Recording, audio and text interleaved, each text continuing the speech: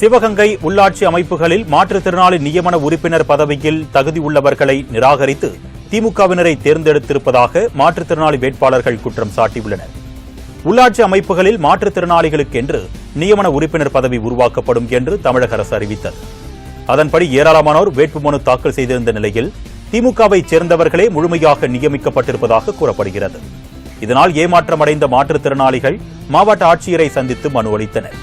மேலும் ஜனநாயக முறைப்படி நியமிக்க கோரிக்கை விடுத்தனர். கிட்டத்தட்ட 20 பேர் பண்ணியிருக்கான்.